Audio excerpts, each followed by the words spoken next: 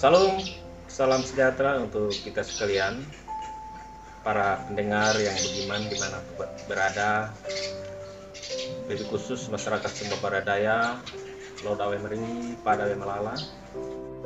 Semoga kita senantiasa dalam lindungan kasih Tuhan dan berkat Tuhan atas segala karya-karya kita.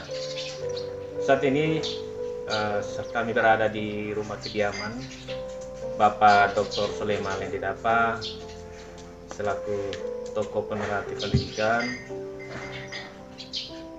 dan beliau menjuluti pendidikan ini sejak dulu sampai saat ini. Kiprahnya di lembaga pendidikan tidak perlu kita ragukan lagi. Kemudian perkembangan sekolah yang terus-menerus mengalami kemajuan, peningkatan, dan beberapa waktu yang lalu Pak Dr. Sulaiman sudah membangun MOU dengan 5 universitas dan ada 30 jurusan, dan ini satu hal yang membanggakan bagi masyarakat Sumba Baradaya. Mari kita jemput apa yang menjadi pemikiran-pemikiran baik beliau untuk mengantisipasi tingkat pemahaman standar sumber daya manusia yang kedepannya tantangan yang begitu berat. Beliau sudah menginisiasi semua ini dan kita syukuri bahwa ada hamba Tuhan yang betul-betul mau berjuang membangun Sumba Baradaya ini dari berbagai dimensi dan sendi-sendi kehidupan. Kita akan bertanya kepada Pak Dr. Sulaiman. Kami minta kejelasan Pak Dr. Sulaiman terkait dengan 5 universitas yang dibangun. Tolong dijelaskan secara gamblangnya dan legal standingnya, sehingga tidak ada pernyataan frustrasi masyarakat yang ingin mendaftarkan anak-anaknya dan masa depan mereka yang menjanjikan seperti apa. Kami silakan. Baik, terima kasih Pak Matius.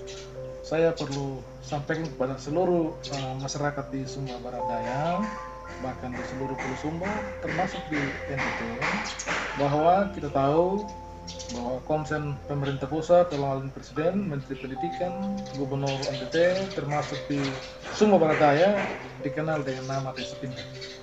Nah, untuk mengaktualisasikan itu bukan menjadi tanggung jawab salah satu orang kunci saja, misalnya hanya pemerintah daerah saja, tetapi itu menjadi tanggung jawab semua stakeholder yang ada di daerah ini, yang ada di bangsa ini.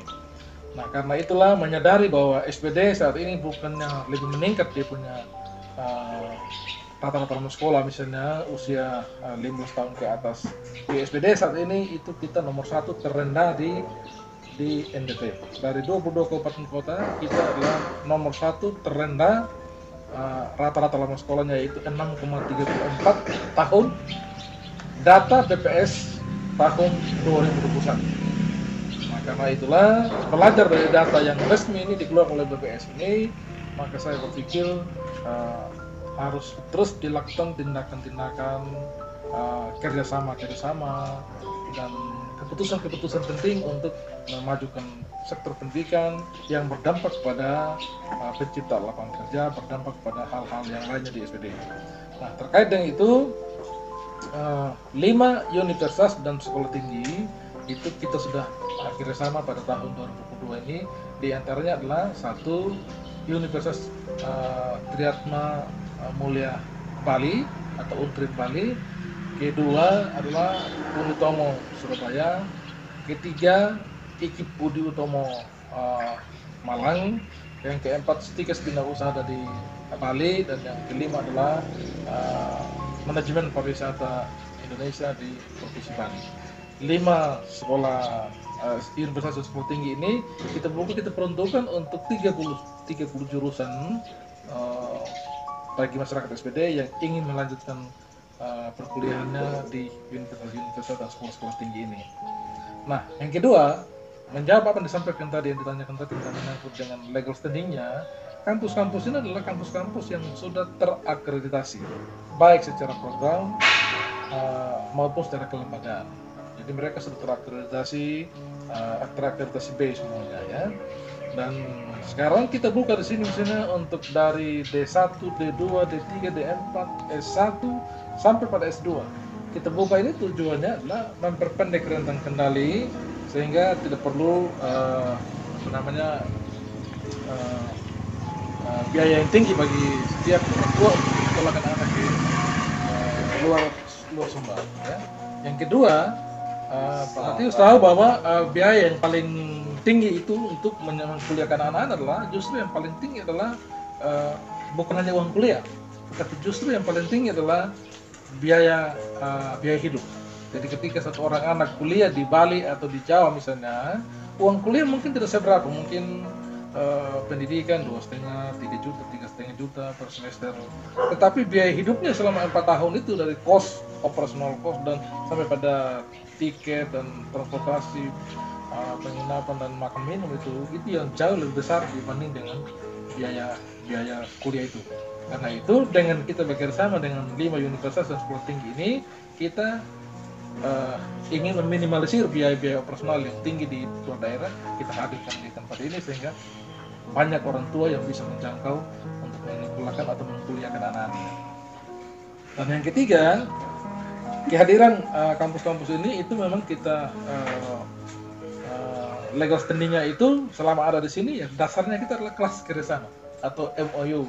Kita MOU dengan setiap rektor untuk membuka kelas kerjasama di sini dengan metode belajarnya yang pertama bisa dilakukan secara daring, ya secara online, dan yang kedua bisa secara luring, secara tatap muka. Ya. Dan ini penggabungan dua hal ini yang kita lakukan sehingga bisa memberikan manfaat bagi anak-anak itu dengan dekatnya tempat kuliah, tetapi juga mutu tidak kalah, tetap seimbang dengan apa yang diharapkan ke depannya. Sehingga output daripada anak-anak ke depan di sini tetap bisa terjaga dan terawat dengan baik. Saya pikir itu. Ya. Baik Pak Dokter, ada animo yang berkembang bahwa universitas yang dibangun ini tidak bekerja sama dengan pemerintah atau tidak melalui izin pemerintah daerah atau TV. Ini kira-kira bagaimana tanggapan Pak Dokter sehingga tidak ada animo yang berkembang negatif, sehingga pemahaman masyarakat yang berkaitan dengan kehadiran universitas ini betul-betul dipahami dan mereka siap menyekolahkan anak-anak mereka, manakala sangat diuntungkan dari segi pendidikan seperti yang Pak Dokter sampaikan tadi. Baik, terima kasih. Kalau menyangkut dengan perizinan, saya mesti sampaikan bahwa ada batasan-batasan. Ya, kalau untuk PAUD, TK, SD dan SMP itu kewenangannya pemerintah daerah, dalam hal ini bupati, dan seterusnya. Tapi kalau untuk SMA, SMK dan SLB itu kewenangannya gubernur. Tapi kalau sudah bicara tentang sekolah tinggi atau universitas atau sekolah tinggi S1 dari D1 sampai dengan itu kewenangannya ada pada Dikti, dalam hal ini Kementerian Pendidikan, bukan kewenangan di kabupaten, bukan juga kewenangan di provinsi. Jadi kalau bahwa kita kita mengoperasionalkan di sini, itu cukup kita kerjasama, kita MOU dengan rektor setempat, itu kita sudah bisa buka sini. Apalagi di masa pandemi ini, seluruh Indonesia sekarang ini sudah lagi rame-rame melaksanakan aktivitas-aktivitas seperti yang saya sampaikan tadi dengan menggunakan media online, menggunakan online atau daring ini, ya. Dan itu sudah berlangsung dari beberapa tahun yang silam. Siapa yang bisa menjustifikasi bahwa pandemi ini akan berakhir besok? Tidak ada. Jadi saya pikir program ini adalah program yang menguntungkan bagi masyarakat sebetulnya dengan pendekatan yang efektif dan efisien seperti ini. Jadi saya pikir bukan tidak perlu kita kasih tahu kepada pemerintah daerah, tapi memang ini batas kewenangannya adalah pihak Dikti, dalam hal ini pihak rektor dengan Yayasan Tunas Timur. Dua institusi ini kalau sudah kerjasama itu sudah punya legal standing yang kuat. Ya, saya pikir begitu. Baik.